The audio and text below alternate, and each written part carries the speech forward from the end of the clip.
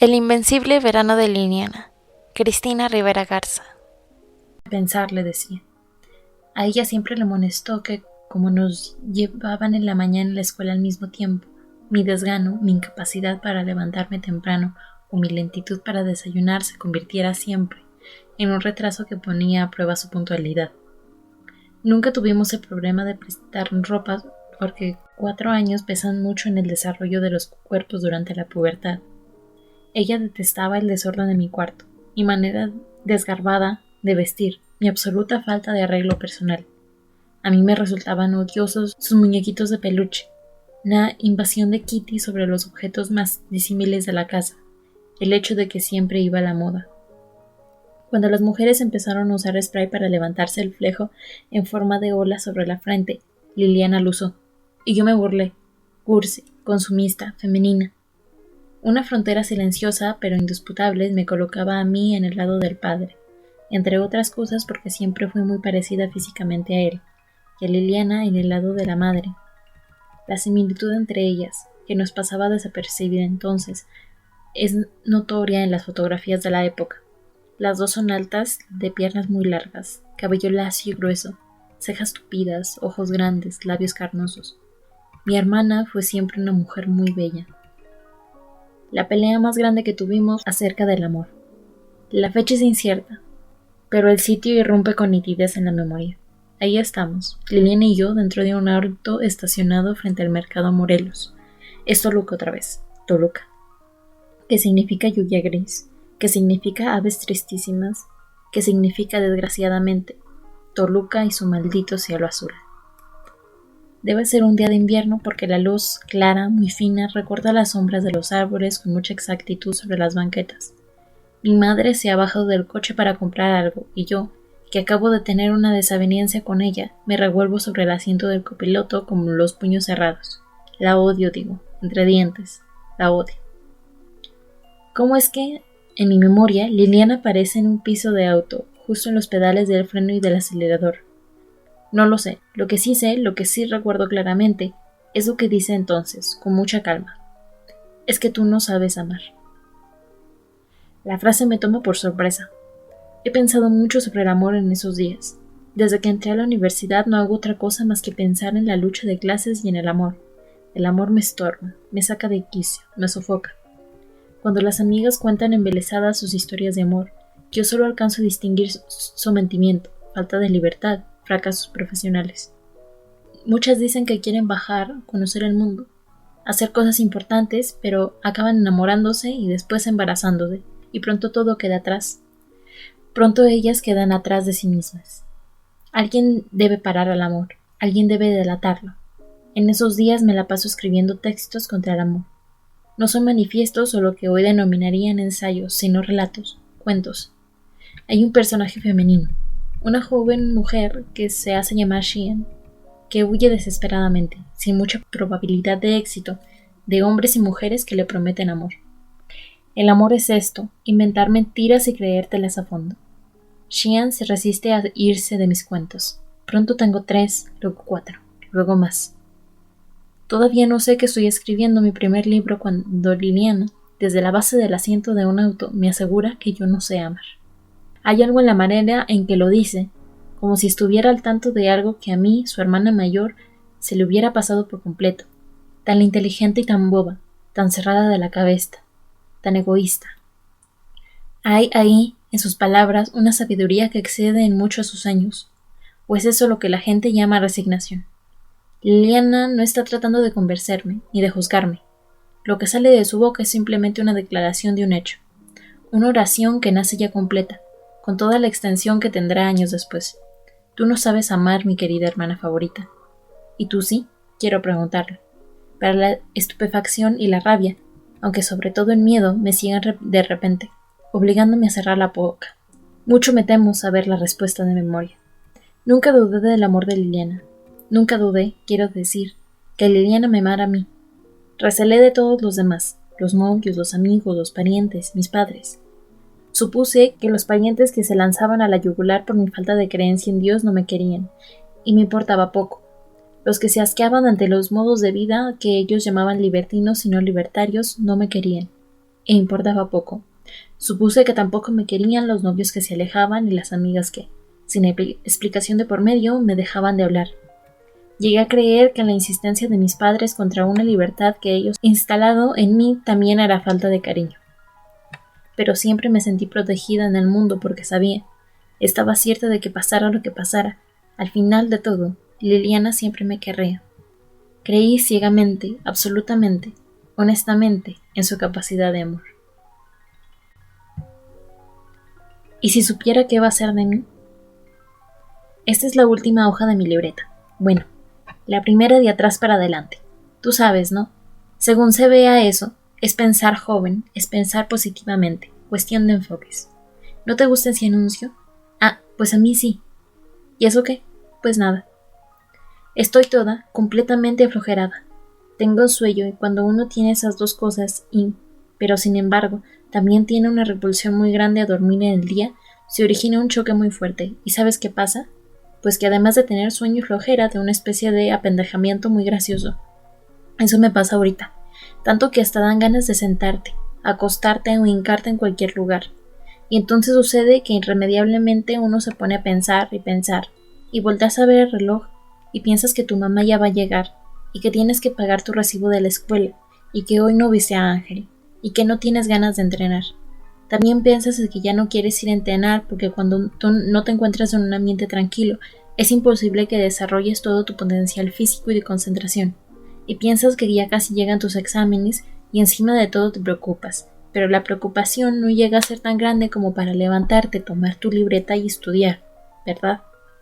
Bueno, algo parecido pasa cuando estás así. ¿Por qué es algo así igual, ¿Por qué no sabes expresar bien lo que estás pensando? Entonces pasa algo que se te hace muy raro. Es algo así como pensar si de verdad eres tú la que está escribiendo, como si, y de pronto, como por arte de magia, se aparece en tu mente un sueño. No sé de cuándo fue, y de pronto igual se va y lo olvidas. Y tienes más sueño, y más. Y ¡och! Te da comezón en la espalda. Te rascas con coraje porque te molesta no poder rascarte cómodamente. Caray, y te preguntas, ¿por qué le ponen tanto cloro a la alberca? Me pone sequísima la piel. Y lo malo no es eso, sino que provoca la piel reseca, comezón. Entonces sigues pensando en la alberca y en el cloro, que además de la comezón deja un olor característico de la sustancia así llamada, cuyo símbolo es Cl. Y entonces te acuerdas de la clase de química y de algo más por consecuencia, y te da asco, y prefieres dejarlo por la paz. Paz, carajo. ¿Y si hubiera paz? ¿Y si no hubiera gente que se muere de hambre? ¿Y si hubiera justicia? ¿Y si las personas se parecieran realmente por lo que son y no por lo que aparentan ser o por su imagen? ¿Y si me durmiera? ¿Y si supiera qué va a ser de mí? Porque tengo sueño y estoy harta de buscar y buscar cariño, comprensión, tranquilidad. Y también estoy harta de encontrar todo eso. Y estoy harta de sentirme mal porque busco las cosas, las encuentro y después no me llenan, no me satisfacen. Quizá es porque las busco demasiado burdas o refinadas. Bueno, no sé, pero ese es el caso y tengo sueño. Y sigo con sueño, y me estoy hundiendo en mi sueño. Y ¿o qué? Pues nada. Nada pasa en este momentito, chiquito, bonito, tontito, hito. Y luego cerraste los ojos y imaginaste viendo algo realmente bello. Flores, muchas, muchísimas, verdes y verde azul, y todas sobre ti, a tus pies y en todos lados. Y con ese pensamiento te quedaste dormida. Y tu mamá llegó y después te despertó. Y te enojaste, y pensaste que has visto, por lo menos en los últimos 5 años, hacerse viejo a mucha gente, y te dolió pensar que a ti te iban a considerar así cuando pasara de determinada edad que la gente nos ha impuesto como un límite para la juventud. Qué triste. Y te duele todo el cuerpo, y piensas que es porque al fin te pusiste a hacer algo. Y ya. 3. Andamos perras, andamos diablas. ¿Sabes a qué me refiero? Leti, las cosas deben ser por orden, pero en esta ocasión yo digo que las cosas deben ser en desorden. Así que, hasta luego. Saludos a todos. Liliana. Se me ocurrió escribirte porque estaba viendo unas fotos de hace como 2 siglos. Estábamos muy chiquitas, quiero decir. Más chiquitas. Y como quiero evitar estar tragando, me dispuse a hacer algo que me tenga ocupada, aunque sea por 10 minutos. Hemos crecido, y eso me tiene maravillada. ¿Tú sentiste cómo creciste? A excepción de eso de la regla y el desarrollo de mi inocente cuerpecito de los 6, 7 o 13 años, yo no tengo otra prueba de los cambios que he sufrido. Carajo. ¿Cuándo vienes, ¿Cómo te va en el bachillerato? Estás en el de humanidades, por lo que sé. Yo estoy en el de físico-matemáticas, o su equivalente, que según tengo entendido allá es ciencias exactas o algo así. Llevo clases muy interesantes, geometría, dibujo, cálculo, física, y todas esas cosas que sí me gustan. Has cambiado, Leti. Piensas de otra manera. Dirás que estoy traumada con eso de los cambios, pero como que me estoy dando cuenta de cosas. ¿Cómo estás? Hola, ¿cómo te ha ido? Yo estoy bien y con mucho trabajo. Sabes, han pasado cosas. No sé si muchas o pocas, pero son grandísimas, además de que marcan la pauta de otra persona en uno mismo. Yo no pensé que hubiera situaciones que degeneren lo que uno tiene pensado por años, pero parece que sí. ¿Sabes a qué me refiero? Ajá, por ahí va la cosa. Este es solo un recuerdito de alguien que te quiere mucho, y no por la familiaridad, o por azares, simplemente porque eres tú. Contéstame, por favor. Liliana. Vehemencia. La huelga universitaria puso las cosas de cabeza a inicio de ese año. Yo había terminado formalmente las clases de mi carrera de sociología, pero todavía estaba en proceso de escribir una tesis de 200 cuartillas sobre la participación de las mujeres en los movimientos urbanos populares de la Ciudad de México, con base en un estudio de campo que habíamos llevado a cabo en la colonia Belvedere, un asentamiento de paracaidistas al sur de la ciudad. Además, impartí un curso introductorio como asistente de profesor en mi campus y había conseguido un par de clases también en la UAM, donde me había inscrito más bien a regañadientes en una maestría.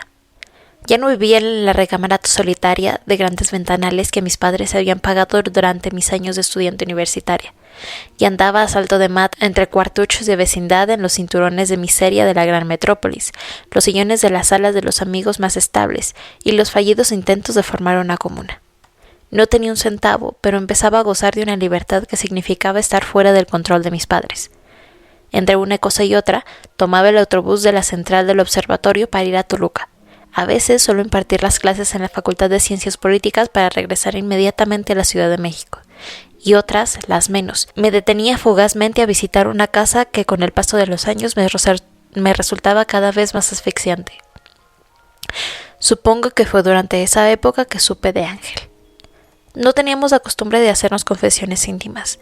Desde que empezamos a crecer, tanto Liliana como yo pactamos el acuerdo tácito de evitar la historia de la sexualidad y la historia del amor. Hablábamos, y mucho, de los libros que me acompañaban, casi todos productos de las expropiaciones que llevaba a cabo mis amigos anarquistas en las distintas librerías y comercios de la ciudad. Hablábamos de la música que llevaba a casa en esos discos que compraba en descuento, con los cupones de instructora, en la tienda de la UNAM. Jaime López y Rodrigo González, Sesiones con Emilia, Eugenia León, La maldita vecindad, Silvio Rodríguez, Amuari Pérez, Noel y Cola. Una buena colección de los Deutsche Grammophon. Hablábamos de política, de lo difícil que era cambiar las cosas, de sindicatos corruptos, de guerras lejanas, de la pobreza que conformaba los asentamientos ilegales de Belvedere. Hablábamos mucho sobre mujeres, sobre el movimiento de las mujeres, sobre cómo mi padre, como ejemplo, había limitado la vida de mi madre, o cómo las mujeres eran de facto ciudadanas de segunda clase, sin derechos propios, que recibían tratos de menores legales. Liliana me oyó más de una vez describirme a mí misma como feminista, de manera directa y sin vergüenza alguna. Hablábamos en los momentos más contritos, sobre la posibilidad de que justo en ese momento entrara por la ventana la radiación que había escapado de Chernóbil hacía más de un año. ¿Te imaginas? Hablábamos sobre los viajes que queríamos hacer, África, San Francisco, el Himalaya. Siempre nos quedara París. Nos obsesionaba la libertad de amar, la libertad de gozar, la libertad de ir de un lado al otro. ¿A quién le importa lo que yo haga?, cantaba Alaska y Dinamara, y nosotros repetíamos una canción que no sabíamos de memoria. Hablábamos sobre el sagrado derecho de hacer nuestra regalada gana. Siempre pensé que ese muchacho chaparrito y fortachón, de piel blanca y ojos claros, que la venía a buscar con tanta frecuencia, era algo pasajero. El típico novio de la provincia que Liliana olvidaría una vez que iniciara verdaderamente su vida en alguna facultad de la UNAM o la UAM, en la Ciudad de México. Ángel no entraba a casa porque nadie que no formara parte de la soberana República de Cuatro entraba en ella. Era menos una cosa moralista y más una confirmación cotidiana de un hecho. Somos 4, seremos 4. Pero todos los veíamos llegar en su bicicleta de carreras o en un viejo auto Renault remodelado que la memoria a veces me lo trae de color rojo y otras a veces de color negro. Y lo veíamos esperar afuera, pacientemente, amorosamente, ya cerca del pequeño jardín de la casa o en el parque que iniciaba al cruzar la calle y que incluía un par de canchas de básquetbol. Nos burlábamos de él con poco recato. Le decíamos, ya llegó tu chofer, cuando se aparecía su coche en nuestra calle. Le decíamos, mándalo por algo de pan, que haga algunos mandados. A Liliana le entretenía y le lonjaba nuestra actitud, pero igual no dejaba de sonreír. No sean así, compórtense por favor, decía sin mucha convicción. Las pocas veces que la escuché hablar me quedó claro que tenía un problema de dicción porque arrastraba las R's más de lo debido. Eso o era un idiota. Eso o traía entre dientes los frenos con que los dentistas tratan de mejorar la sonrisa. Eso o era un niño mimado. Me pareció un muchacho absolutamente anodino, que era lo que esperaba de todo muchacho de Toluca. Era un güero en una tierra de morenos, lo que le daba una cierta ventaja. Podía parecer un tipo guapo de apariencia fuerte, con los hombros y los brazos adiestrados en gimnasios. Chamarra de cuero, camisetas ajustadas al torso. Tenía la pinta de ser un chico malo. Era, en todo caso, un joven que trabajaba ya en la refaccionaria de La Lupita, que tenía la familia en el número 2006 de la calle Pino Suárez Sur de la colonia Juárez, una avenida populosa. Liliana y Ángel se llevaban solo 2 años de edad, pero vivían en mundos completamente distintos. A Liliana le dio interesarle esa cierta aura de autonomía y peligro que despedía a su paso. En la primera carta, que escribió en 1987, el mismo día con el que abrió el año, un jueves, Liliana mencionó que estaba a dieta y que planeaba estar más delgada para febrero. También le anunciaba a un destinatario sin nombre, que seguramente vivía en el poblado de Anáhuac, que se había hecho un nuevo corte y se había esponjado el pelo con una base. Decía que el efecto le agradaba bastante, y la alegría, ese estado de bienestar, la llevaba a desviarse hacia los asuntos de la vida cotidiana. Una prima menor pasaba unos días en casa y ella sentía bien como una hermana postiza. Su capacidad de preparar pan francés, la ausencia de cosas espectaculares en su vida. Al final se detenía cuando ya no tenía más que decir, cosa que sucedió en el límite inferior de la hoja cuadriculada donde estampó su firma. Estaba tranquila, aunque aburrida, un cielo sin tormentas. Es claro que el noviazgo esta vez inició con el año porque en el momento de la primera ruptura mayor, el 26 de julio de 1987, Liliana mencionó que si Ángel había tardado 2 años en conquistarla, y si ya tenían 6 meses de andar juntos, esperaba que olvidarla le llevara menos tiempo. ¿Cómo regresó Ángel a su vida? Hasta ese momento, él solo había sido uno de varios pretendientes que trataban de retener la atención de Liliana y salir con ella, sin éxito alguno. Se había hecho novia de Adrián Loense Valencia por un tiempo, pero él se mudó a la Ciudad de México y aunque siguió escribiendo cartas, la relación se enfrió poco a poco. Le habían interesado algunos nadadores y clavadistas de su equipo acuático, pero nada firme salió de ahí. Él se daba perfecta cuenta cuando traía la midrada de algún chico y se regocijaba con la atención. Sabía cuando le coqueteaban, y cuando le daba la gana, ella coqueteaba también. Aventurera, llena de curiosidad, lista para dar el salto fuera de las manos de la infancia. Ella sabía bien que le gustaban los chicos, que la deseaban incluso.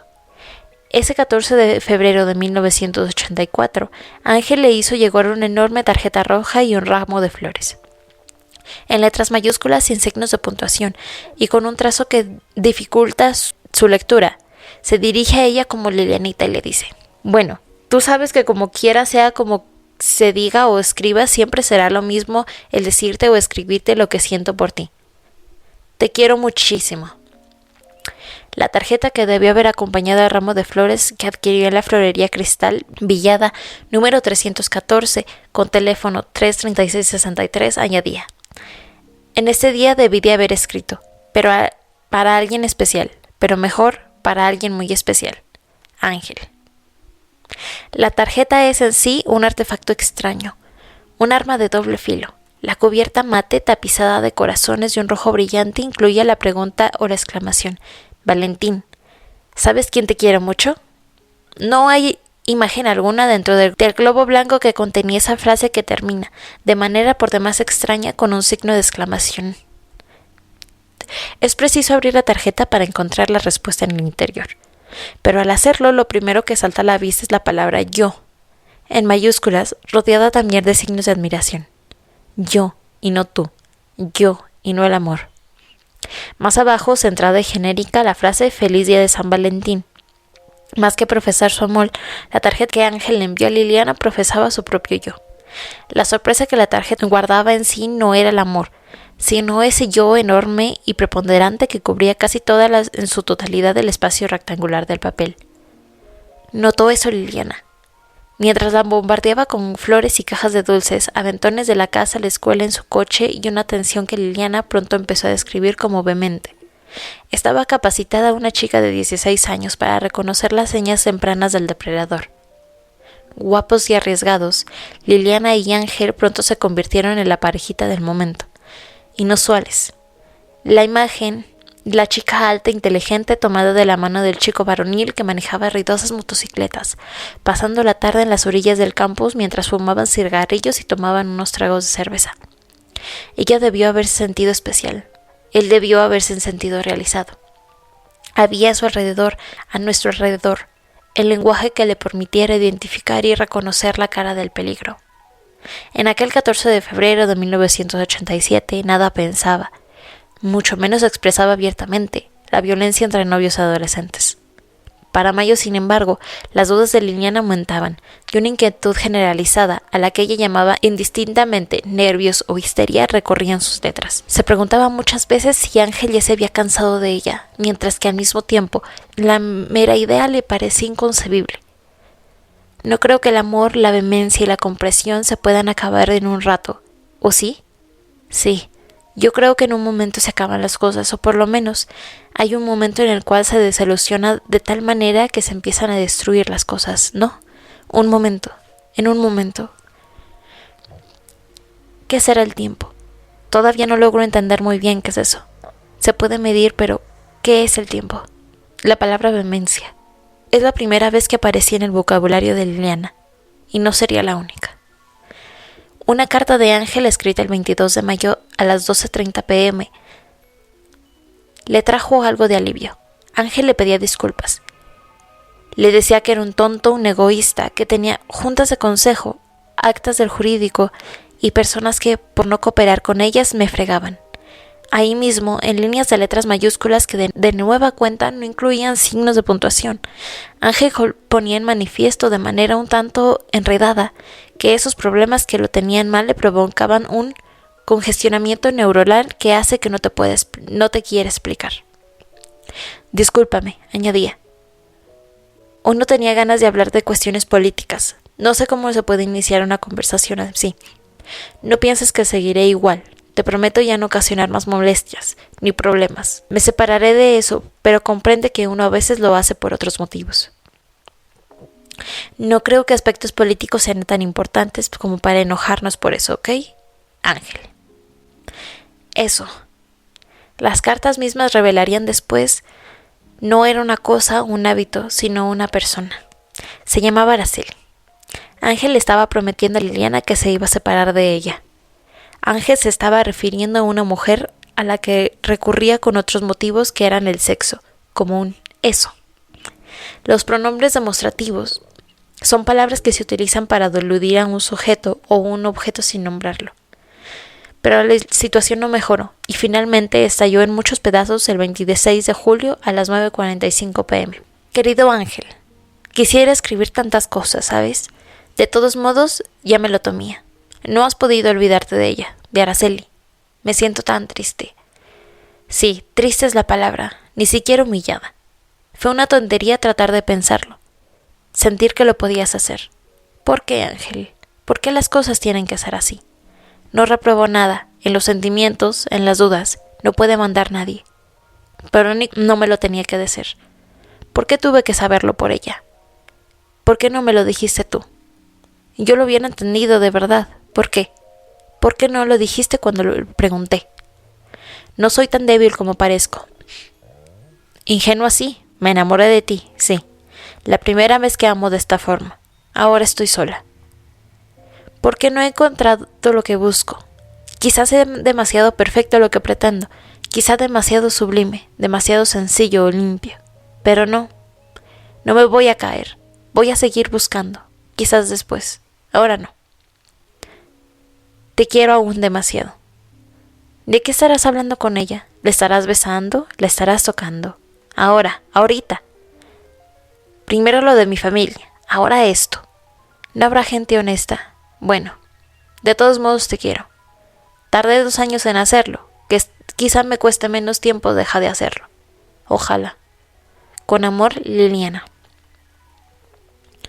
Hacia donde tú decidas ir, te seguirá mi apoyo mientras no desistas, porque no hay responsabilidad más atroz ni más sagrada que la que nos obliga a ser nosotros mismos. Posdata. No me lo merecía. Yo sé que no.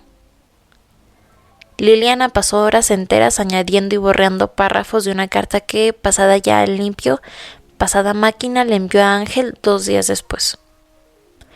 Querido Ángel, me encuentro verdaderamente confundida, más que nada, triste y humillada. Se puede olvidar las cosas tan fácilmente. Puedes olvidarlas tú. Yo no.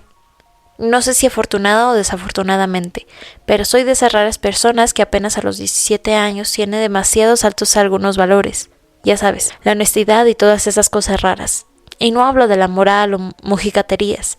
Simplemente lo que uno piensa es lo más elemental para hablar a los demás y a uno mismo. Amor, sí. Sencillo. No tan solo amor egoísta por una sola persona, sino por todo, por todos. A lo mejor soy pendeja, pero tengo la convicción de que yo tengo la razón. Las cosas pasan adelante de uno, o si lo prefieres por detrás. Si te interesan, las tomas. Si no, lo mejor y más sensato es dejarlas pasar. Pensando en eso no puedo, no logro entender por qué me tomaste para hacer después esto. ¿Por qué no me dejaste pasar? Me lo merecía. Yo sé que no.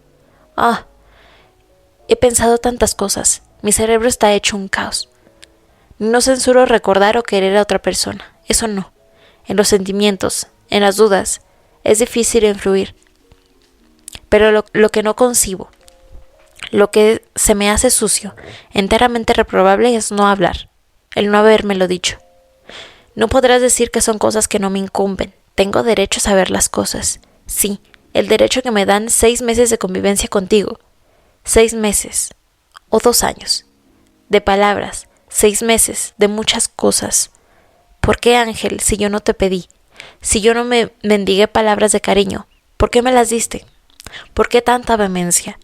Nunca me imaginé que fueras así, y aún ahora no lo creo. No pensé que fueras mala leche. Te pensé agresivo, terco y hasta un poco tonto, pero mala gente. Por Dios, bueno, por Dios no, porque yo no tengo uno, que no. ¿Me pensaste demasiado débil como para entenderlo? Quizá lo parezca, pero no soy débil, no lo soy. Me he caído y me he vuelto a levantar. No digo que mi vida sea un drama griego, porque no lo es, pero creo que me han educado para ser mejor, para no dejarme vencer, para crear y para aprender. Bueno, después de una gran parrafada, solo me queda decirte que si me costó 1 año enamorarme de ti, espero que olvidarte me cueste menos tiempo. Sé que tarde o temprano voy a encontrar lo que sentimentalmente busco. Supongo que no querrás contestar esto, y mucho menos buscarme. Y siendo así, ya encontraré la forma de mandar tus casas a tu casa. Tuya, por algún tiempo. Liliana. Posdata. ¿Por qué lo tuve que saber por Verónica? Creo que eso fue lo más humillante. Posdata de la posdata. Yo sé que no me merezco cosas así. Esto es injusto. En pocas palabras. Toluca, México, un lunes de julio de 1987. El primer julio de nuestras vidas. Martes 28 de julio de 1987. Pensé que este mes iba a pasar como cualquier otro, como otro mes cualquiera, y como el julio de cualquier año, pero creo que no puede ser así. Este año inició la facultad, espero, y todo lo que se conlleva no puede pasar desapercibido. Este julio acabé la prepa, mal que bien, pero la acabé. Este julio estoy en crisis, este julio estoy triste. Es tan feo comprobar que todas las cosas acaban, que ni las propias pueden ser eternas, y con eso no trato de decir que la tristeza sea un estado desagradable. No, creo que mi tristeza me ha llevado a gustar, también mi soledad. No sé qué más decir, pero tengo tantas ganas de escribir lo que pienso, escribir lo que sueño, escribir el del cielo gris y de la miseria de la gente. Escribir. Ayer me di la mojada de mi vida. No pude resistir a hacerlo, claro. Después sentí un frío horrible, pero creo que me importó muy poquito, ni siquiera por las molestias que me trajo el resfriado. Me sentí muy bien, limpia. Y no porque no me hubiera bañado antes. Sentí la soledad más cerca que nunca. Sentí la diferencia que hay entre mi persona y todo el mundo. Examen de admisión. Quería ser libre. Trabajaba, pero sobre todo vivía en libertad esos días. Asistía a marchas y luego a fiestas de donde había botellas de whisky expropiado y país de marihuana hechos en casa, y banderas rojinegras colgadas de las ventanas. Después de bailar, después de quitarse la ropa, la muchedumbre terminaba cantando a grito abierto la Internacional. Me sabía la Internacional de memoria. Fumaba y escribía y fumaba. De mudanza en mudanza solo conservaba la pesada letera 33 y las hojas en blanco. Xian no me dejaba en paz. Xian hacía a su modo lo que yo no me atrevía a hacer. O era lo contrario. No podía viajar a África o a Timbuktu, pero podía tomar un tren y alejarme lo suficiente. Lo hice un par de veces sin avisar en casa, sin maleta, sin dinero. Una vez me dirigí al desierto con un muchacho taciturno y enamorado. Otras, como ese verano, agarré un camino que, de manera azorosa, me detuvo por algunos días en la costa de Guerrero. El muchacho que me acompañó en ese viaje escribió conmigo, a 4 manos, un manifiesto. Nosotros no estamos enamorados. Lo conocí una noche antes de partir. Pedimos moneda en las centrales de autobuses con las que después pagábamos los boletos más baratos. Viajábamos de polizón en viejos vagones de tren. Pedíamos aventón a camiones cargados de naranjas. Entre una cosa y otra leíamos, completos, los cantos de Erna Pound. Robábamos salchichas y pantalones de mezclilla y chocolates finos que luego intercambiábamos por comidas corridas en fondas del montón. Vimos todo un ciclo del cine animal en Guanajuato. Comimos cabrito en Monterrey. Aspiramos la brisa del mar en Tampico. Se nos hizo costumbre decirle adiós con las manos en alto a los niños del camino desde la trinchera del Cabús. Una ciudad gris desprovista de alma nos esperaba de regreso. Si tuviera ilusiones, si existieran razones, locuras, pasiones, no habría necesidad de pasarme por horas bebiendo cantimploras de esta gris soledad. Y la ciudad que nos había unido en el azar pronto nos separó. Viví un tiempo en el departamento que rentaba un primo en la colonia Roma. En el cuarto que me platicaba él con ojos alucinados, se aparecía el fantasma de una muchacha asesinada. Poco tiempo después encontré una recámara amplia, de lujosos pisos de madera, en el barrio Bravo de Buenos Aires, casi enfrente del centro médico, muy cerca del Panteón Francés. Mi cuarto se encontraba en el segundo de un edificio umbroso, cuya entrada dustía las huellas coloridas del grafiti urbano. Mi ventana daba a un estrecho callejón, desde el que se alcanzaba a oír las voces de los que vendían partes robadas de autos o cocaína, o fayuca, o marihuana. Ahí vivía cuando Liliana vino a la Ciudad de México el 21 de septiembre de 1987 a presentar su examen de admisión para la Universidad Autónoma Metropolitana. La universidad había pasado también por una serie de huelgas y había tenido que recorrer tanto la fecha del examen como el inicio de clases ese otoño. Liliana durmió conmigo esa noche y, muy temprano el otro día, salió del departamento hacia el metro. La vi partir por la ventana de la sala, sus pasos largos, los cabellos lacios oscilando de derecha a izquierda, entre el aire enrarecido de la mañana. Una muchacha hermosa en la ciudad. Cuando, un par de semanas después, encontró su nombre entre la lista de aprobados, supimos que la carrera de arquitectura se ofrecía en el plantel de Escapotzalco, y me puse a buscar, entre mis colegas de la universidad, un lugar donde ella pudiera vivir cerca del campus. Había querido ser guitarrista, escribió alguna vez en sus textos de adolescente. Había querido ser pintora, y de hecho había tomado clases de dibujo, de acuarela y de grabado de madera algún tiempo. Había querido ser nadadora, aunque pronto entendió que sus tiempos, que eran buenos para participar en competencias estatales, no eran lo suficientemente buenos como para competir en la Liga Nacional. Alguna vez consideró la posibilidad de estudiar genética como mi padre. Algo relacionado con la herencia, había dicho, pero las clases de dibujo, cálculo y geometría del bachillerato de físico-matemáticas la habían convencido de que podía estudiar arquitectura. También aprobó el examen de admisión de la Universidad Autónoma del Estado de México, cuya facultad estaba en Toluca, pero al recibir la noticia de que había sido admitido en la UAM, no lo dudó un momento.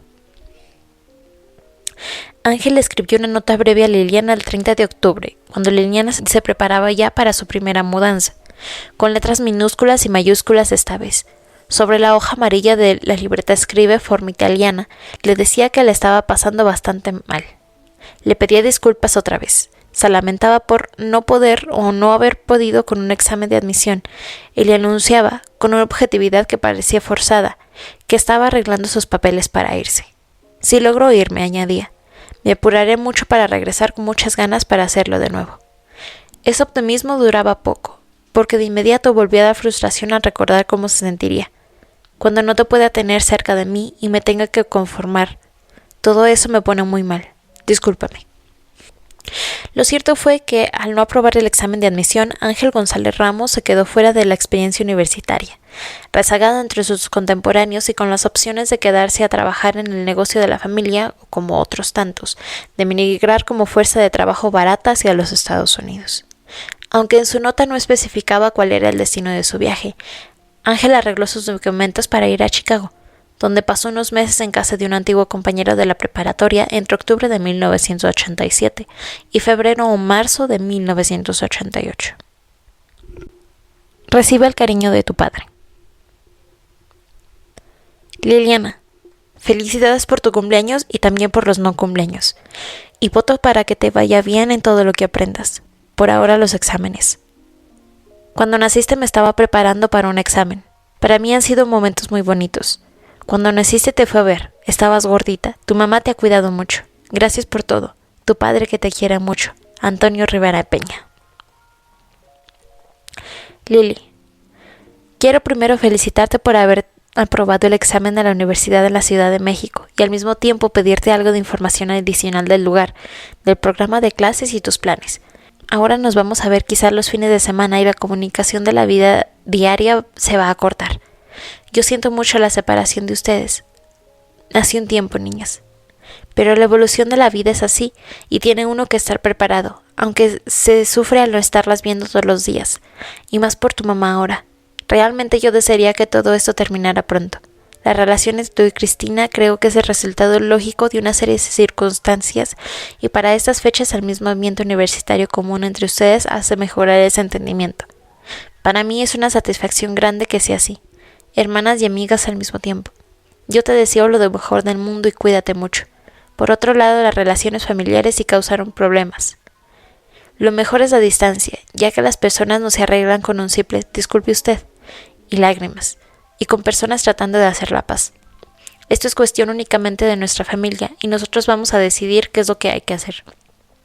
En la vida hay muchas cosas muy buenas en las que uno puede gastar el tiempo, y en caso tuyo tienes una vida muy amplia por delante. Adelante, tu padre, Antonio Rivera Peña. Uppsala, 20 de octubre del 87. Hola Lili, ¿cómo andan las cosas?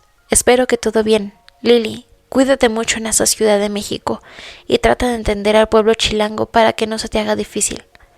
Ahora más que nunca decidiré estar en México, pero la situación es otra muy diferente. Aunque las cosas están saliendo bien, pero ese tiempo de no estar con ustedes me está saliendo muy caro. Precisamente por eso, por no estar allá y poder ayudarlas más de cerca y estar viéndolas. A veces se me hace bastante difícil y por eso le estoy dando vueltas a todo esto. Pero para que salgan los escritos no solo depende de mí, sino también de los asesores y los revisores. Lili, ahora que están en México tú y Cristina, atiendan bien su alimentación. Sobre todo Cristina. Yo no sé cuál es la dieta mejor y más balanceada. Lo que sé es que la comida variada y más natural mantiene a la gente más despierta para no agotarse y también contrarrestar el ambiente de la ciudad, ya que a ustedes les quedan muchas cosas por hacer en el futuro. Por algunas razones me gustaría que tu mamá viviera con ustedes un tiempo y ir llevando el cambio más gradual y no tan rápido como lo están llevando ahora. Inicias un periodo de más independencia en donde todo o casi todo depende exclusivamente de ti. pero un apoyo más directo creo que es el mejor. Yo creo que con Cristina debimos hacerlo durante sus estudios. Sin embargo, ella respondió como una mujer fuerte. La cosa buena de la vida es que afortunadamente nos ofrece la oportunidad de hacerlo, y para mí es de las cosas que más me gusta hacer, y lo voy a continuar haciendo con ella y contigo. Qué bueno que te sientas a gusto en esa universidad. Y por lo de las clases y la intensidad de trabajo, eso es también parte de lo que le da prestigio a una institución. Por supuesto, la gente que estudia en esos centros se recuerda que las cosas buenas cuestan, y mucho.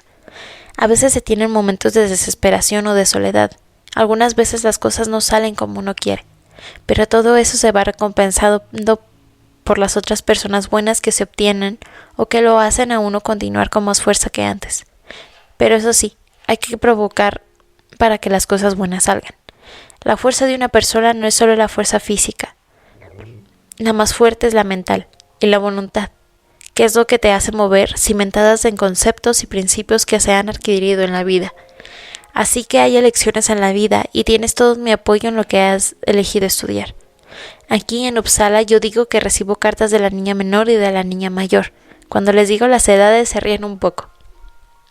Por aquí también hay días en los que avanzo más que otros. Antes que ir a México tengo que dejar 3 escritos listos para publicar. Estuve en Copenhague consultando material y posiblemente tenga que ir a Inglaterra, pero esos son solo planes hasta ahora, cuestiones de las especies silvestres de papá. Recibe el cariño de tu padre, Antonio Rivera Peña. Andamos perras, andamos diablas. Envié el manuscrito de La guerra no importa al Premio Nacional de Cuentos San Luis Potosí con más arrojo que esperanza. Había participado en un par de talleres literarios en la universidad, pero del segundo me habían corrido por haber contrariado al instructor respecto a sus ideas sobre Octavio Paz. Seguía escribiendo porque sí, porque era mi manera automática de reaccionar ante el hecatombe de unos años en los que las crisis económicas, las devaluaciones de la moneda, la absoluta falta de libertad y democracia, las guerras internacionales hacían la vida imposible, mejor dicho, indeseable. Seguía escribiendo porque no había de otra, como lo hacía Liliana. Los cuentos de Xian, que eran unidades discretas en sí mismas, estaban entrelazados a través de una trama muy frágil y formaban. Eso era lo que aspiraba yo, una especie de novela titubeante, quebradiza, a punto de deshacerse. Esa era más o menos mi visión de la ciudad de entonces. Me sentía así, atrapado en una red de agujeros que paradójicamente no ofrecían salida alguna. Xian bebía demasiado, huía demasiado, mentía demasiado, fracasaba demasiado. Sus relaciones con hombres y mujeres eran equívocas, teñidas por afectos más bien opacos, pasiones tristes que se desvanecían tras el humo de los coches o el vaho del alcohol. Todo terminaba pudriéndose en la ciudad que ella habitaba, sobre todo las ganas de vivir. En uno de los cuentos, un hombre secuestra a Xian porque quiere saber el paradero de Julia, la pelirroja anarquista cuyo paradero es un enigma desde el principio del libro. También tú te enamoraste de ella, viejo rabo verde. Le preguntaba con ironía a la muchacha antes de recibir una cachetada sonora. Por lo demás, el secuestrador es paciente. Le permite estar en paz en ese departamento de paredes blancas mientras ella no hace otra cosa más que zambullirse en una bañera de porcelana. Y recuerda, a Julia, a quien había conocido gracias a una mentira urdida y llevaba a cabo en el acto. Le parecía que lo verdaderamente importante en el mundo no era la verdad, sino la complicidad. Ponme un nombre, llámame como quieras. Le invitó durante su primer recorrido veloz por la ciudad, y Xian la bautizó entonces con el nombre de Terry, porque la mujer era en efecto terrible. Desempleadas, con conexiones más bien caprichosas con organizaciones subterráneas, sin oficio ni beneficio.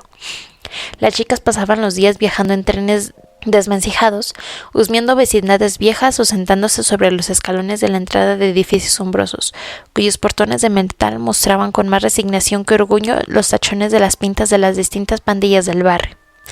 Justo por ahí pasa un perro negro, humilde y amenazante, con el hocico abierto, que Terry no teme acariciar.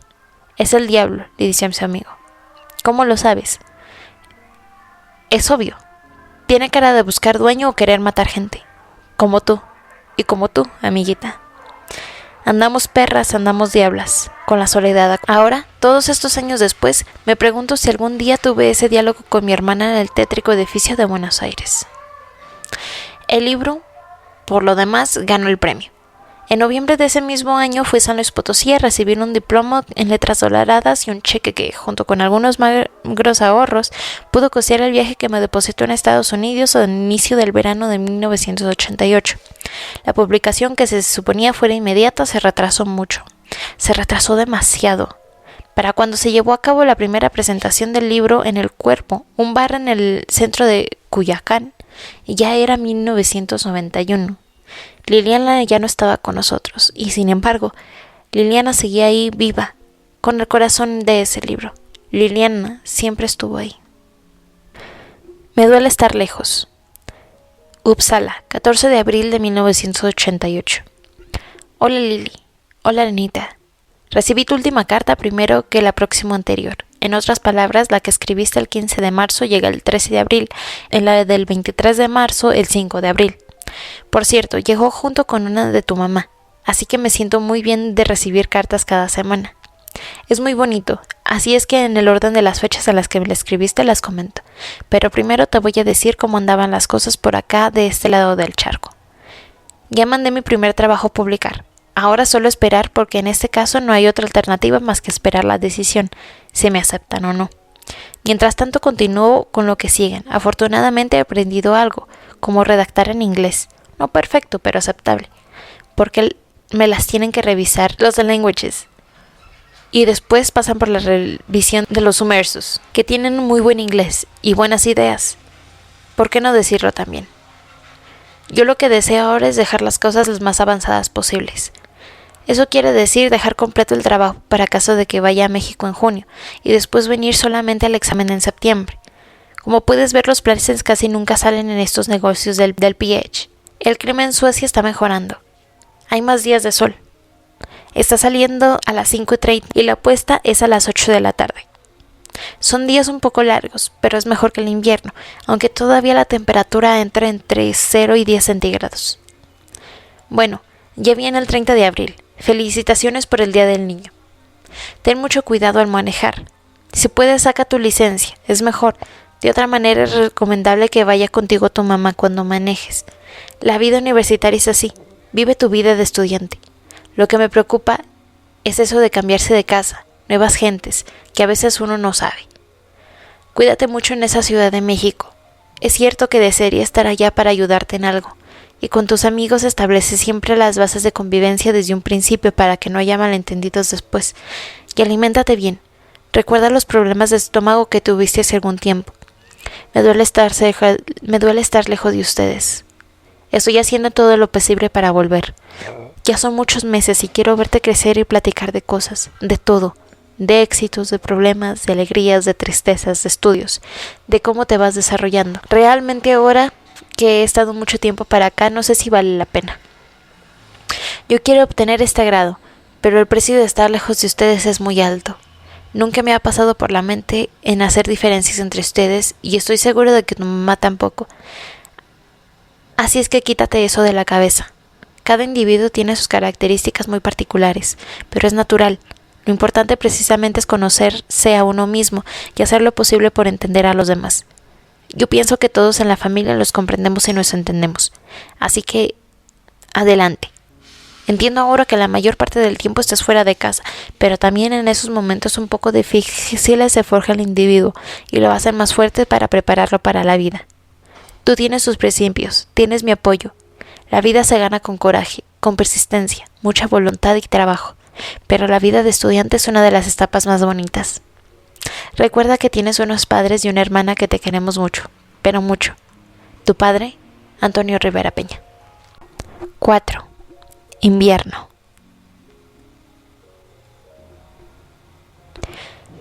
Harrisburg Trail. Planeemos el viaje rápidamente. Uno no puede saber por muchos años, pero una vez que quiere saber, uno quiere saberlo todo de inmediato. Una prisa extraña, como si todavía estuviera a punto de salvarla, recorrió la energía nerviosa de esos días.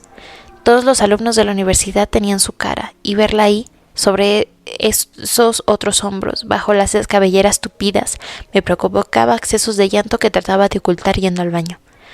Fui muchas veces al baño ese semestre. Estaban también las pesadillas. Soñaba que la asesinaban y al despertar con la respiración entrecortada, el sudor sobre la frente y una pesada presión sobre el pecho, descubría que la realidad era peor. Liliana no estaba conmigo. Liliana tenía 30 años bajo tierra. Pasamos la Navidad del 19 en la casa de Houston. Mis padres llegaron con bastante anticipación, listos para disfrutar esos días de visitar parientes, olvidar la dieta y contar historias 1000 veces compartidas. Nos acoplábamos pronto a una costumbre adoptada ya tiempo atrás: salir a caminar cada mañana al Harrisburg Trail, una pista originalmente para bicicletas que pasa no muy lejos de mi casa. El recorrido nos tomaba unos 50 minutos al paso lento de mi padre, quien además de la alta presión ha sufrido de coágulos en la pierna derecha. Aunque animoso y fuerte en realidad para un hombre de 84 años, se sentaba un rato sobre una de las bancas del camino, mientras mi madre y yo llegábamos hasta el final de la pista y regresábamos a encontrarlo en su punto de descanso. Un día de mucho sol, un día en que los pájaros organizaban una alarcada inusual entre las ramas de los encinos, un día de ardillas enloquecidas y perros sueltos, les dije con mucho cuidado, muy lentamente, que estaba tratando de recuperar el expediente de Liliana. El mundo se detuvo por un momento. Un remolino sacudió las ramas de los árboles y nos llenó el cabello de hojas secas. El olor de los árboles de toronja nunca fue más penetrante. Algo estaba a punto de pasar en lo más profundo del invierno. Mi padre se sentó exhausto, 1000 veces derrotado, y extendiendo la pierna derecha sobre la banca dijo: «En lo que te pueda ayudar». Mi madre abrió los ojos, repentinamente humedecidos, y dijo: «Debe hacerse justicia». Decidimos no hacer nada complicado para la cena de Año Nuevo. Compramos tortillas de harina y de maíz y una carne preparada con achiote y piña en Flamingos, la tienda de una familia de la India donde se vende comida tradicional mexicana. Colocamos platos base de color dorado sobre las mesas, las servilletas de lino, y sacamos la mejor vajilla para comer tacos al pastor. En el centro pusimos el arreglo de flores blancas que habían comprado semanas atrás, cuando eran apenas un mojo de bulbos enterrados en una caja de madera. A su lado por primera vez coloqué la fotografía de Liliana. Es un pequeño marco color guinda con ribentes de oro viejo en el que aparece su cabeza bañada por la luz hiriente del invierno de las tierras altas. Su cabello es un puro destello a través del tiempo. Trae puestos los lentes quevedianos que escogí para ella en un mercado de pulgas en la Ciudad de México. Pequeños óvalos cuyos costados estrechos fueron tallados de pericia. Viste una enorme blusa de franela color verde oscuro que se le cae por los hombros. Sus labios a punto de abrirse, menos para articular la palabra y más para respirar. Liliana mira hacia la cámara directamente, con unos ojos que por años interpreté como de desolación, o de confusión, o de reproche. Ahora, viéndolo de reojo durante la cena, me pareció que nos culminaba de otro modo. Por primera vez hablamos sobre ella en oraciones completas. Contra lo que esperaba, ninguno de nosotros se echó a llorar. Ninguno cayó de rodillas, a punto de desfallecer. Las escenas aparecían una tras otra, sin prisa. Una sonrisa aquí, un suspiro allá. Liliana de chica persiguiéndome de cuarto en cuarto en nuestra casa de Delicia, Chihuahua. Liliana nadando. El primer día que fue al kinder. Liliana en el hospital del niño sufriendo una terrible infección de riñón. La sonrisa interminable de Liliana. Su amor. La manera en que nos prodigó el lujo de su afecto durante tantos años. A las 12 en punto nos colocamos una a una las 12 uvas en la boca. El deseo era el mismo. Que sea justicia. Luego elevamos las copas y brindamos. Mientras nos abrazábamos, cuando ya no fue posible detener el llanto, pensé que esto era algo más que nunca hice con mi hermana: beber burbujas. Al día siguiente, en medio del Harrison Trail casi desierto, un ciclista solitario se nos atravesó en el camino. Sin palabra de por medio me extendió la mano. Sin palabra de por medio me dio a entender que tenía que tomar el sobre que me estaba ofreciendo. Lo dudé por un instante. Antrax, pensé. ¿Qué otro tipo de veneno mortal se transmite en sobres rayados? Al final lo tomé porque quería darle una lección a mi paranoia matutina. Pero cuando lo abrí, para cuando saqué la tarjeta y descubrí en su interior 2 billetes, uno de $20 y otro de $5, el ciclista ya se había sumado. Nunca supe por qué. Entre los pocos caminantes del nuevo año, el ciclista joven de piel marchita y manos juntas me eligió a mí. Pero se lo agradecí. Dije, gracias Liliana. ¿Cómo no pensar que todo ahora estaba relacionado de un modo u otro contigo? Veía su mano detrás de la habitación que acepté unos 6 meses antes para impartir un curso intensivo en la Casa Azul de la UNAM a inicios de 2020. Veía su mano en lo fácil que le fue a Saúl hacer los arreglos para que coincidiéramos los dos en la Ciudad de México el 9 de enero de 2020. Vivir en duelo es esto, nunca estar sola. Invisible pero patente de muchas formas. La presencia de los muertos nos acompaña en los minúsculos intrínsecos de los días, pero sobre el hombro, a un lado de la voz, en el eco de cada paso. Arriba de las ventanas, en el filo del horizonte, entre las sombras de los árboles. Siempre están allá y siempre están aquí, con y adentro de nosotros, y afuera, envolviéndonos con su calidez, protegiéndonos de la intemperie. Ese es el trabajo del duelo, reconocer su presencia, decirle que hacía su presencia. Siempre hay otros ojos viendo lo que veo e imaginar ese otro ángulo. Imaginar lo que unos sentidos que no son los míos podrían apreciar a través de mis sentidos. Es bien mirado, una definición puntual del amor. El duelo es el fin de la soledad. Mimosa 658. Iríamos a Azcapotzalco otra vez. Ese será el plan. Saúl llegó de noche a reunirse conmigo en la Ciudad de México y ya muy tarde tocó la puerta del cuarto que estaba al final de una frágil escalera de caracol en la parte trasera del hotel. ¿Cómo estás?, me dijo, lista para mañana. Debí haberle sonreído sin ganas y con aprensión, las dos cosas al mismo tiempo. Salimos todavía a buscar algo ligero para comer por las calles iluminadas de la colonia Roma, y cuando ya estábamos a punto de darnos por vencidos encontramos un restaurante japonés abierto. ¿A qué hora se convirtió esta ciudad en esto? La pareja de nuestro lado hablaba inglés, pero no eran de los Estados Unidos. Había un grupo de alemanes. Todos, incluso los que se comunicaban en un español claramente chilango, eran muy blancos, con las cabelleras castañas al aire. Todos tan jóvenes, además. Criticar a medio mundo, incluso la comida, cumplió su cometido. Nos relajó y nos provocó risas. Ya de regreso, todavía antes de caer rendidos, observamos el cielo de la Ciudad de México a través del amplio ventanal. En algún pliegue de esa negrura horadada, por las luces eléctricas estaban las estrellas del pasado que no eran el pasado, las estrellas reales. Antes de emprender el camino hacia Azcapotzalco, encontramos al licenciado Héctor Rivera en la colonia Narvarte, en su oficina de la Asociación por la Cultura de los Derechos Humanos. Lo había contactado en octubre, gracias a la recomendación de una amiga para que se hiciera cargo de la ubicación del expediente de Liliana en los vericuentos de la justicia, que son los vericuentos infinitos de la impunidad. Ante los continuos fracasos burocráticos que llegaban a mi correo electrónico en forma de oficio con sellos color violeta, habíamos decidido interponer una queja entre derechos humanos a mediados de diciembre, justo antes de que el personal de la Procuraduría de Justicia de la Ciudad de México saliera de vacaciones. Si todo iba bien, deberíamos tener una respuesta pronto, nos dijo Héctor. Saúl lo miró con recelo cuando llegó tarde a la cita, aludiendo que es, como siempre, al tráfico endemoniado de la capital, aunque añadiendo el detalle de que se le había ponchado una llanta de su bicicleta, y le hizo varias preguntas. Héctor, que al inicio parecía tener prisa, con la mente en otro lado, contestó una y otra vez las interrogantes.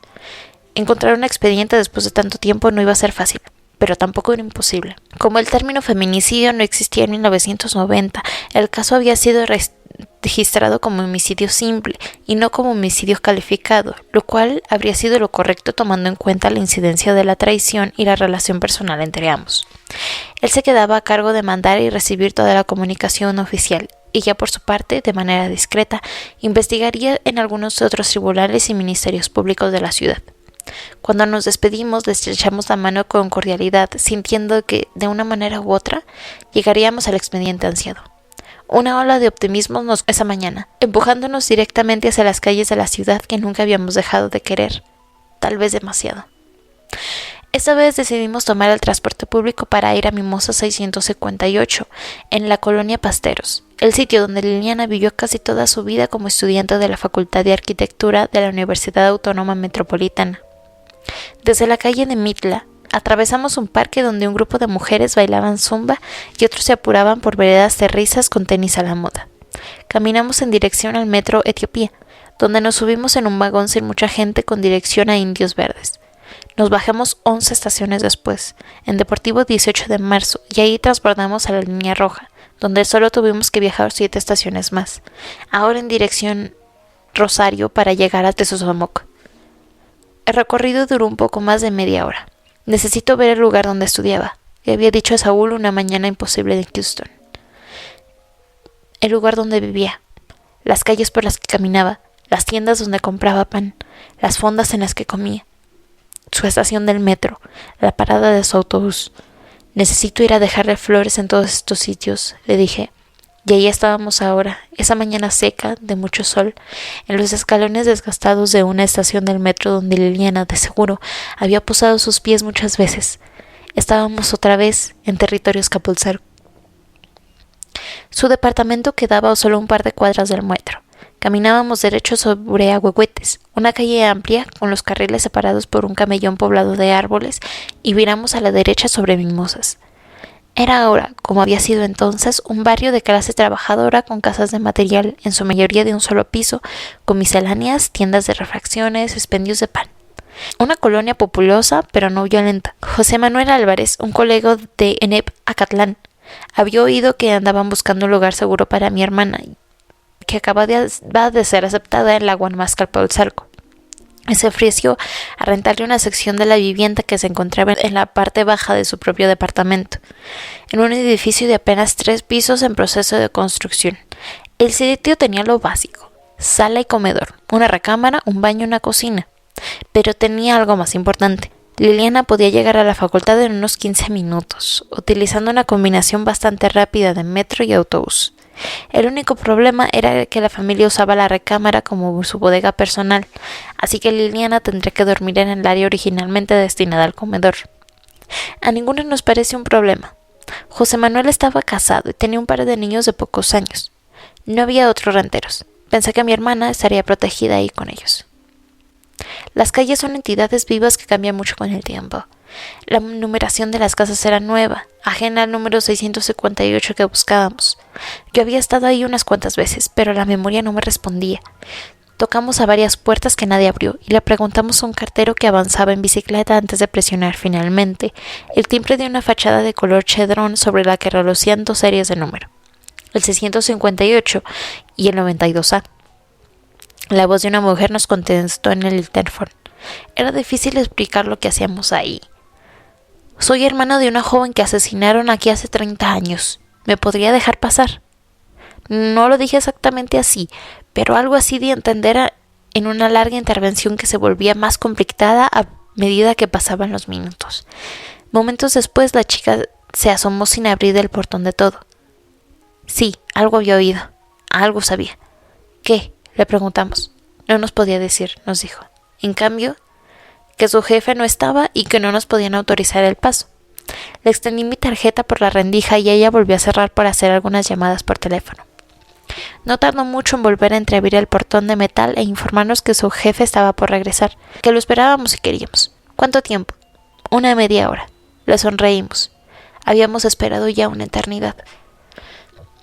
Utilizamos estos minutos para caminar por los alrededores. Exploramos los puestos del mercado que quedaban a solo 1 cuadra de distancia. Hicimos cola en la tortillería. Husmeamos los puestos de tacos.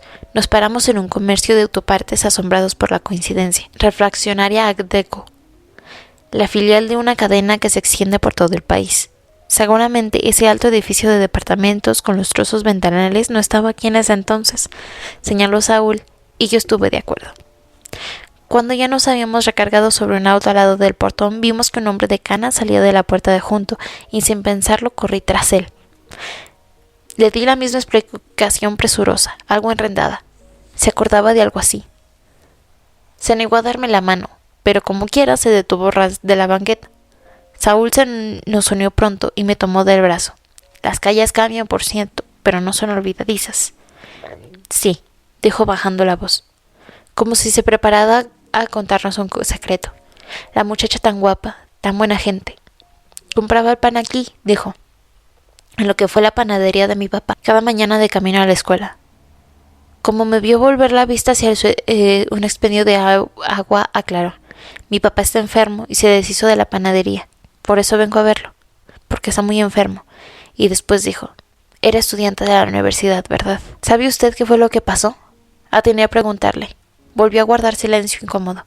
Bajó la vista. Apachurró algún insecto imaginario con la punta del zapato.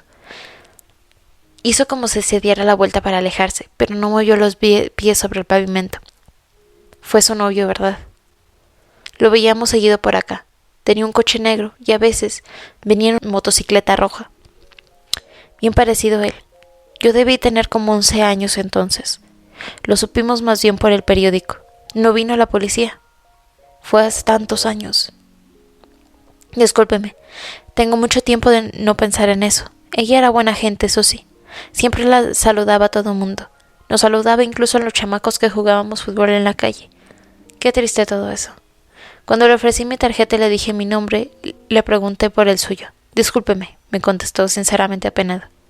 Pero han pasado tantas cosas por aquí, los secuestros, ya sabe, las matazones. Uno ya no da su nombre así como así. El dueño de la edificación que se levantaba detrás del portón de Mimosa 658, un ingeniero delgado, de voz serena y modos amables, no tardó en aparecer. No tuvimos que darle muchas explicaciones para que nos dejara pasar. Siempre es extraño poner los pies en los espacios de los muertos. Ese ligero temblor en la base del hipodermis, una vibración hecha de pura carne que ya en los oídos se transforma en un leve ruido, un zumbido. El trayecto intransigente de las hormigas por el sistema nervioso y un poco después por el sistema circulatorio de todo el cuerpo, y la presión sobre el pecho. Avanzamos con mucho tiento, como si todo alrededor fuera de cristal muy viejo. Avanzamos como quien camina dentro de un territorio sagrado. El arquitecto Fernández Pérez Vega, amigo de Liliana durante sus años de la UAM, dibujó de memoria el plano de una casa que muy pronto se convirtió en un punto de reunión socorrido entre los amigos y compañeros de equipo. Como no estaba nada lejos del campus, allí llegaban a hacer trabajos y cuando terminaban el trimestre, ahí festejaban con cervezas, algo de ron barato y muchos cigarrillos. Ahí se desvelaban y escuchaban música hasta tarde, siempre cuidando el volumen porque la familia Álvarez, que vivía en el segundo piso y directamente sobre el espacio de Liliana, era sensible al ruido. Allí se quedaban a dormir algunas veces los más cercanos. Era una vivienda austera, apenas con lo indispensable, tal como había quedado de acuerdo. Liliana tendió el colchón y el box spring, tamaño matrimonial, ras del suelo, en la área que le correspondía al comedor. Para suplir la falta de closet, pintó unos guacales de madera de color lavanda, apilando en ellos su ropa y zapatos. Con el tiempo se hizo de un pequeño librero donde colocó sus libros más queridos, minúsculas cajas de estaño llenas de papelitos y recados, cajas de madera de algunas pulseras y aretes, lapiceros. Con el tiempo fue llenando las paredes de pósters, su respirador que colocó al lado de la única ventana del lugar, cerca de la versión de vidrio. Ocupaba casi toda el área de la estancia. Tenía un banco, tal vez un par de sillas y nada más. Rara vez utilizaba la cocina, que era grande y oscura, con una barra de cemento interrumpida por una tarja de acero inoxidable y los 4 mecheros de la estufa. Una pequeña puerta de metal y vidrio opaco daba a un patio interior por el que se colocaba desde arriba un poco de la luz del sol. Tenía unos platos y una colección de vasos desiguales. Tenía tazas para el café y ceniceros, a donde iban a parar las colillas de muchos cigarros, que fumaba con emoción. Con gusto, incluso con disciplina. Del otro lado del patio interior se abría la ventana del baño, un espacio también diminuto para la regadera y el excusado. Una muchacha joven que le ayudaba a los Álvarez con el trabajo doméstico. Dormía entre semana en un cuarto aledaño en la recámara bodega, cuya entrada daba hacia el patio común, directamente hacia el portón de la entrada. Mi tía Santos, quien goza hasta hoy de una bien ganada fama como visionaria y curadera de su barrio bravo de Houston, dijo que soñó a Lily la noche en que fue asesinada. Había sido un sueño intranquilo, del que despertó con falta de aire. Todavía podía discernir bien la disposición de una casa que nunca conoció. Ella se veía avanzar lentamente por un pasillo exterior que unía el portón con la puerta de la entrada del departamento a través de un patio interior que no era muy grande y desde ahí, a través de una persiana de vidrio, alcanzaba a ver que mi hermana sacudía brazos y piernas como si no pudiera despertar o como si estuviera pidiendo ayuda. Abrió los ojos, contaba, antes de poder auxiliarla. El dueño del inmueble, las 2 secretarias nos dejaron recorrer a nuestras anchas lo que ahora era la oficina de una compañía de construcción. Se lo había comprado a veces hace 5 años precisamente José Manuel Álvarez, que se había divorciado por entonces. ¿Y qué le ha cambiado desde que compró? Le preguntó Saúl, recorriendo la edificación con la mirada y colocando las manos sobre las paredes que le quedaban cerca. Todo está más o menos como lo recibí, dijo sin titubear. La estructura está tal y como la hallé, únicamente remozado, terminando las partes incompletas del inmueble. Como los pisos de arriba, ¿verdad? Le dije. Como los pisos de arriba, confirmó. No se opuso a que tomáramos fotografías, pero cuando le pregunté si sabía de la tragedia que había tomado lugar ahí, lo negó. La secretaria, que antes había dicho que estaba al tanto de la historia, guardó silencio.